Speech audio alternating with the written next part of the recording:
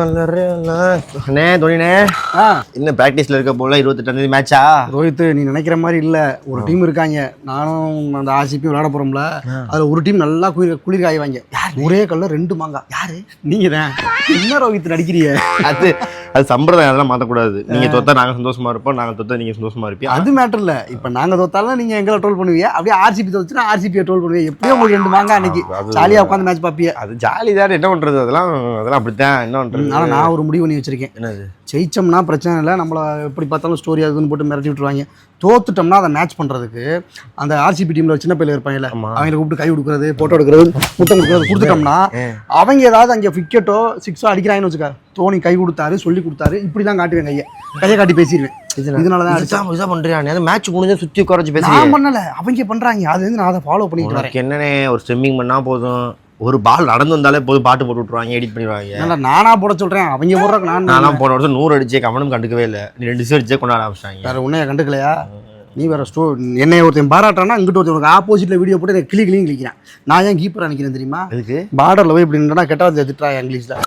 இதுக்கு தான் சப்ஸ்டியூட் வெளில வந்துடுறது ஆமா அதுக்கு பண்ணித்தானே ஆகணும் ஆமா இப்படியே ஒரு இருந்தவருக்கு சாய்ச்சிட்டு போயிடணும் ஒழுங்கா ருத்ராஜ்னா கூட நம்மளே அப்படி கையை காட்டுறது இதுக்கு அப்புறம் என்றால் இவர் கேப்டன்சி பண்றாருன்னு சொல்லுவாங்க இது உனனியா அது எப்படி நான் வெளியில உட்காந்து நான் சொல்லிட்டேன் தோத்துட்டா ருத்ராஜ் கேப்டன்சி ஜெயிச்சா அவங்க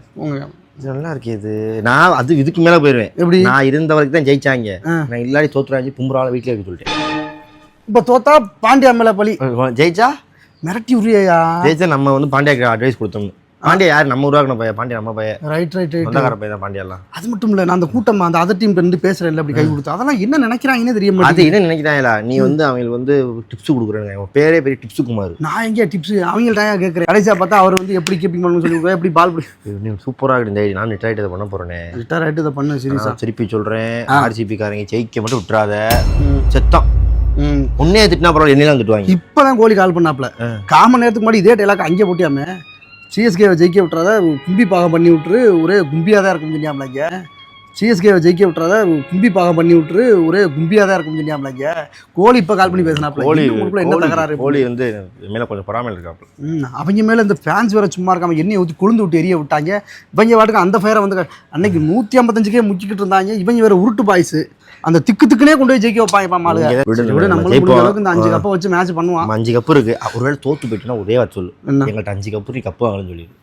இதை தனப்பா இன்ன வரைக்கும் சொல்லிக்கிட்டு இருக்கான் ஆர்சிபி சொல்லுவோம் வேற என்ன பண்றது தோத்துட்டோம்னா ஆர்சிபியை பொறுத்தவரை பிரச்சனை இல்லப்பா ஒரு கப்பு கூட இல்லை எதை வேணாம் சொல்லி அவங்க மேட்ச் பண்ணிக்கலாம் கோலி தான் கொஞ்சம் சங்கடப்படுவாப்புல பேசிக்கும் அதுதான் கொஞ்சம் சங்கடமா இருக்கு அதை நம்ம பார்த்து அடுத்த வீடியோவில் பேசி சமாளிச்சுக்கோ.